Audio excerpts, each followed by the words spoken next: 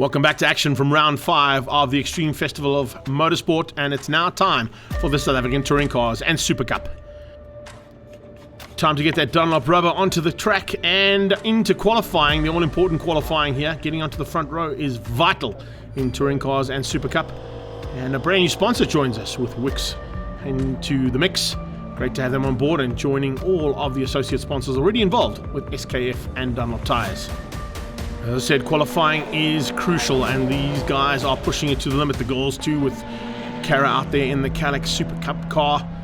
Big improvement for her this weekend. Great to see as well. Big improvement coming out of Campos, but as you can see right now, sitting down P3 and P4. So a bit of work to do to try and catch the Volkswagens in the Super Cup class. BMWs are pushing hard. Robert Volk would love to be on the front row. Has he got there? Let's go and have a look and see how qualifying ended up. Robert Volk is on pole alongside Saud Variawa. Then it's Pretorius and Van der Walt, Msimanga, Van Rooyen and Schofield. And in Super Cup, Brad Liebenberg surprising the field, beating Jonathan Machotsi and Keegan Campos. Tate Bishop in 4th, Charles Visser, and look out for Jason Campos coming from 6th place to try and get into the front. Cars roll into the post-race paddock now with Robert Volk on pole position for Chemical Logistics and WCT in the BMW. And Brad Liebenberg has put it on pole in the Toyota for Sparco. Let's catch up with him. It's a long time coming. Finally off the Kyalami again, we're back here. Let's hope I can finish some races today, and hopefully we can come out with the number 1. That will be very great. I mean, the team's worked so hard. We've all worked very hard for this, and it's coming together. So yeah, let's see what we could do in the race. Remember, Tate Bishop and Julian van der Walt took their first victories at Aldous Gramanti only a couple of weekends ago. It's now time to go racing at the East London Grand Prix circuit.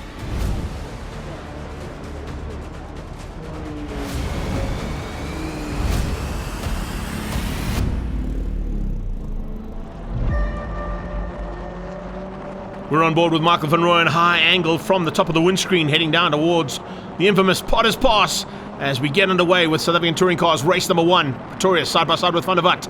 It's Robert Volk who leads things out at this stage, or does he? Because around the outside comes Saud Variawa looking to try and get the whole shot into turn 1 around the outside of Potters. Not an easy thing to do, not on cold Dunlop tyres. But eventually when those tyres get up to pace, they will go through there absolutely flat. And it looks like they were pretty much flat through there, every single one of them. We go a little bit further back. Aerial material shot here of our Super Cup class heading down towards turn 1 as well. And Tate Bishop, good move there from him, but he gets outgunned by both Jason Campos and Keegan Campos. Jay had a phenomenal start, coming around the outside and finding a way through. And he slotted up into 4th place right on the tailpiece of his brother. And they are both looking for a way through there. Oh, big problems. That is a huge moment. That is Julian van der Walt on his roof, and red flag had to be called, understandably. Must have been a massive moment here for Jules. Let's have a look at it going on board with him, going down into Cochabana. And as he exits, there's a little tag. I think it might have been one of the Toyotas who gave him a tag. He's now just a passenger in that OMP seat. And yeah, just shows you how well that seat works and the safety equipment in the car. Have a look at it from the outside here. On his outside, it's Michael Van Rooyen. And just trying to find a way through there. As you can see, there it is, the little tag, and he gets sent onto the tyre barrier. It's only a tip over, actually. He didn't roll badly. He just tipped the car over, but enough to do enough damage. This is Michael Van Rooyen's point of view. And there is the touch. And he tries to avoid Saud Variawa actually slowing down. And that ended in disaster. But let's get the restart now. It's Volk from Saud Variawa. Anthony Pretorius tucked in right behind that. Then Natim Samanga. How close do you want this restart? Here we go on board with Brad Liebenberg. He's got Machotsi on his outside. He's got Jason Campos. And coming from the outside again is Campos. It's Keegan on the inside though. Look at that. The turn 1 car into turn 1 around the outside of turn 1 as he did in the first part of this race. So brilliant stuff. He returns the favour and does exactly a carbon copy of that outbraking manoeuvre. We're on board with Keegan as they go. Ooh, into rifle and a touch between Machotsi and Brad. Brad Liebenberg's got the inside line. He's going to try and hang on to it in the Starlet and just forces Machotsi wide. The Genuine Parts Volkswagen Polo Super Cup GTI is now tucking in for second. We're on board here with the angry man. The angry racing man is Tate Bishop, and he is looking at Charles Visser, his fellow Capetonian, just ahead of him. He'd certainly like to be back ahead of him again and take another victory if he can. Back to the front end of touring cars as they go up towards Beacon. Saud Variawa ahead of Anthony Pretorius. Pretorius has got his teammate on his tail there of Natim Samanga. And I think Michael Van Rooyen's gone missing as well. That could possibly be a bit of damage there with the touch that happened between himself and Julian van der Walt. I might get that car back out on track. We'll keep an eye on that as the Super Cup makes its way up to Beacon. And top 2 getting away ever so slightly there on Campos. We go on board here with Keegan. Let's see if he can close things down. Does he go for a push to pass? No, he hangs in there. Gives it everything he can as they go across the line, trying to close that gap down on Machotsi, just up the road from him. Machotsi's closing down on Brad Liebenberg. Let's have a look and see. Oh, it's flat through there from Keegan. That's brilliant. Absolutely everything she's got. Well, it's got a wing on the back. It's got some really good rubber on it, so it should be able to go through there pretty much flat. Here comes Machotsi, flat into rifle on the inside. Oh, and he gets it sideways. Brilliant stuff there from Jonathan Machotsi to get up on the inside of Brad Liebenberg. We look back from Brad's car now, and it's Keegan Campos closing down on him into Cochabana. This is going to be a brilliant finish to this one. They've only just started. They've got a whole bunch of laps still to do here at the East London Grand Prix circuit. And yet again, this track is proving to be one of the best to race on in the country. Pretorius has made his way up into second place. Where is Saud Variawa? Variawa's gone missing. It's Natyam Samanga up into third place. So Saud has gone missing a little bit further back there. And have a look at that. Just a massive amount of crowds there. And this is what it's all about. The East London crowd have come here in their masses to enjoy the race action being provided here by the Extreme Festival of Motorsport. Here we go, up into Beacon again with the Super Cup class. Fists are closing things down now on Campos. Campos keeping him out. Tate Bishop has got ahead of Jason Campos, dropped him down to 6th place. So Campos' good start has now ended up with Tate Bishop just getting one step ahead of him. There's some lights on just ahead of him. Is that Charles Visser just playing around with him slightly there as they go towards Potters? But Machotsi's not playing. He's trying to get away from that Toyota Starlet, piloted by Brad Liebenberg. But he's under huge threat now. Here it comes. Campos on the inside. Can he return and look for a carbon copy of what happened there earlier on with Machotsi? Not this time out. He'll have to try a bit later. Back to Volk at the front end of touring cars. Look at the gap that Robert Volk has been able to pull out. He starts the penultimate lap with a huge advantage over Pretorius, and I don't think anybody's going to catch him. He might catch Michael van Rooyen. I think I just saw Michael van Rooyen back on track just ahead of Robert Volk coming across the line. Yes, that is definitely van Rooyen crossing the line. Maybe coming out there to play the game, because remember, with the reverse grid in the second heat, Michael van Rooyen could see himself up at least onto the front or second row of the grid. And that's the reason why he's back on track and circulating at the moment.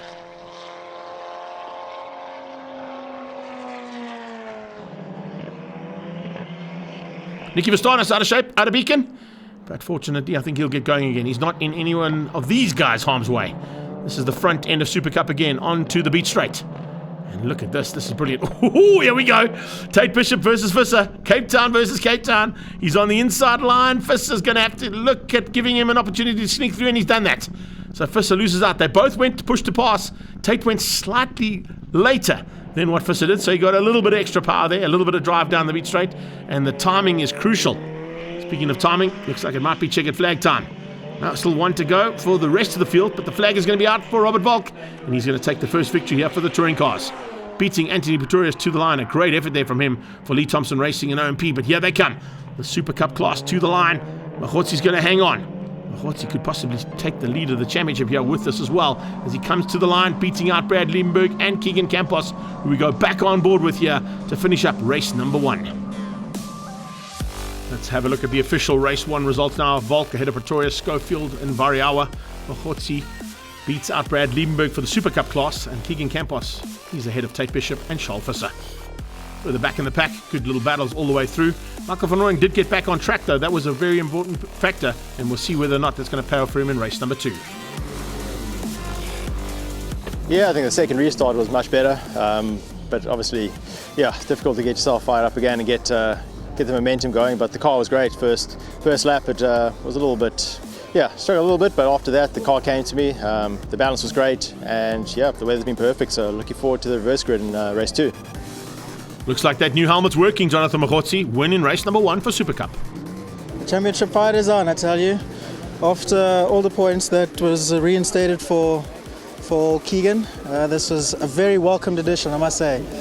East London has been freaking great. Race 1 has been freaking great, but you know, the war's not over. We still have one more race to go. Fortunately, I do start on pole for the next race, so let's see how it goes. With the double win on the cards for Volk and Machotsi, let's see what happens after the break.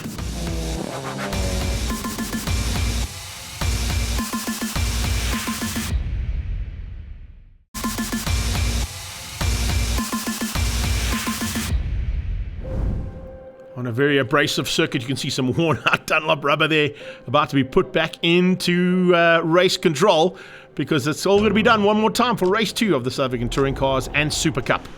An incredible job done by WCT to get this car sorted out, and look how hard they're working to ensure that the GTI makes it back onto track. It'll be interesting to see whether they get enough time to put that car onto the grid, and Julian van der Walt back into the pilot's seat. Psyching himself up there is Saud Variawa. And Keegan Campos, I'm sure, would like to be at the top of the Supacup class. But he's got to fight out with Machotsi and Liebenberg. It looks like heartache. Oh, all the hard work being done to get Julian van der Walt back on track, and unfortunately it ended up with him finishing the race before it even started. Stuck at Rifle and then towed into the kart circuit. We're on board with Uncle Van Rooyen. Exactly what I said he might do. He's going to use the advantage of coming out late in the race after some problems early on.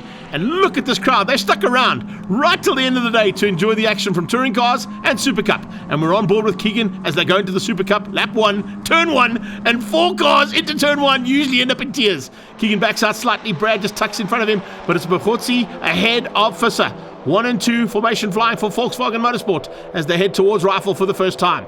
You got the Campos boys just behind that. So it's Volkswagen Racing fighting with the lone Toyota Starlet of Brad Liebenberg at the front end with the 2 Camposes on his tail. This is the touring cars into the complex for the first time. It's Gazoo Racing 1, 2, and 3. It's pretty much exactly how they'd like it to be, but probably with the reverse order of that at this stage, with Saud Variawa having some problems big time in that first heat. Van Rooyen had a little bit of race damage after his tap with Van der Walt, but doesn't seem to be any problems on this car at this stage, as he goes very late onto the brakes into Beacon Corner and leads out over his 2 teammates. Tucked in behind that is Pretorius in the 4th Toyota. 2 BMWs just swapping positions there eventually, with Volk getting through on Schofield. And the Fly Sapphire car drops to the back of the pack for the touring cars. As they complete lap number 1, it's Toyotas 1, 2, 3, and 4, BMWs 5 and 6. Super Cup up towards Beacon, and already some pressure being put on there once again from Tate Bishop to squeeze in between the 2 Campos brothers. Behind that is Saud Variawa in the Toyota Starlet. They've done some serious work on that car to get it up to pace for race 2, and he's not too far behind Jason Campos, who showed some great pace in race number 1. Behind that, Nicky Vistanis, followed by the Franco brothers, and well, brothers, father and son I should say, as they head down in towards turn 1, and first time for them here at the circuit as well. Campos looking for a way through. Brad Liebenberg opens up the door. Will Campos have a go on the brakes? He's good on the brakes down into Copacabana. Can he squeeze the Toyota out? Only just. A little bit of room given there. But Campos now moves up ahead of the Toyota Starlet. And that Sparko car still in the rearview mirror there as they went onto the beat straight. So Brad Liebenberg now with some work to get back at Keegan Campos. Toyota's heading up the hill. It's Van Rooyen who leads that pack of Gazoo Racing machines. Second place looks like it's Natyam Samanga. Saud Variawa's dropped back. And it looks like there's some problems there for him. And it looks like it as well for Schofield. He's dropped slightly back on the pace there of Robert Wall. Kind of expect that though. But Saud Variawa has gone missing big time. And into the setting sun. This is flat out across the main straightaway down towards Potters. Oh, locking up into Beacon. That's the angry racing machine of Tate Bishop.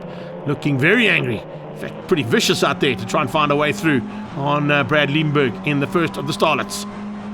So we're on board here with Tate as they head across the line and complete another lap in anger.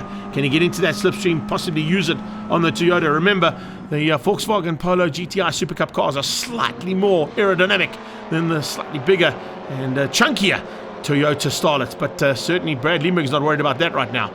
He is just keeping it all together there in 4th place. Look at the resurgence though coming from Saud Variawa. Hats off to him. Best drive so far of the season so far in the second of those Toyota Starlets as they head down towards Copacabana. Under braking yet again, the angry car looks on the inside, but Liebenberg sees him coming, shuts the door. Those two have been fighting in karts for a long time, so they'll know the antics and tactics that they can pull on each other. Speaking of antics and tactics, look at the maneuver being put on here in the closing stages from Natyam Samanga, trying to get through on his teammate. Michael Van Rooyen's over the windscreen shot here. He has a great view of what is now 4 sunset corners at the East London Grand Prix circuit. Visibility becomes a big factor in the late stages, but no worries at all because you can definitely see that checkered flag, and that's exactly what Michael Van Rooyen wanted. Birthday present to his baby girl there, and takes the victory. Well done to Michael Van Rooyen, beating out his teammate Natyam Samanga. It's Volkswagen formation flying. Is it Campos formation flying just behind that, or has Keegan Campos, he's hanging on for 3rd, but has Jason been able to get back ahead of Tate? I don't think he has. Keegan's going to hang on for 3rd place here. It's going to be a 1-2 for the Volkswagen team as they come to the line. And yes, it is a double for Machotsi. It's not quite the double that Robert Volk wanted, but Machotsi is going to hang on, and the checkered flag's already waving as they come out of Beacon Corner. Machotsi wins out over Charles Visser. And a great effort once again from Keegan Campos for 3rd there in the Campos transport car. Across the line comes Tate Bishop. He's tucked in behind that, and he beats out the Toyota Starlet of Brad Liebenberg. Further back, some great little fights as well. In amongst the back of the pack, Dean Fenter and Cara Hill having a fantastic little fight. And just behind that, winning out the Masters category, Roberto Franco for Team Red Racing and GSW. Let's get those official results now. For race 2, Van Rooyen wins out over Msimanga. Pretorius and Volk ahead of Schofield. Mahotsi wins out the Supacup ahead of Visser, Campos, Bishop and Liebenberg in the Supacup Toyota Starlet. He beats out Bostanis. Jason Campos drops down just ahead of Saad Variawa. And Cara Hill wins out the battle, as we saw there, with Fenter. Franco taking the Masters. And the winner of touring cars, Marco Van Rooyen. Bit of a frustrating weekend this weekend. We had a bit on the back foot since yesterday. Unfortunate about the incident with Julian in race 1, but the team did a great job to let me finish race 1 and give me a good call for race 2. So I'm very thankful for that. And yeah, nice to get a win for race 2. Funny enough, this is the last time I got a double, actually, in Polo Cup 2018. So it's been a long time coming, but yeah, absolutely stoked with the result for the team. My teammate did an absolutely phenomenal job. And yeah, look, we absolutely needed this after the carnage that occurred in PE, so we'll take it. All the action provided by the East London Grand Prix circuit at the Extreme Festival of National Motorsport, round 5. Be sure to join us for the penultimate round of the Extreme Festival in the Mother City at Killarney International Raceway on the 21st of September.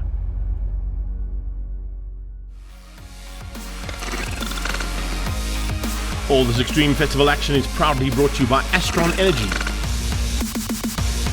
Volkswagen Motorsport, Dunlop Tires,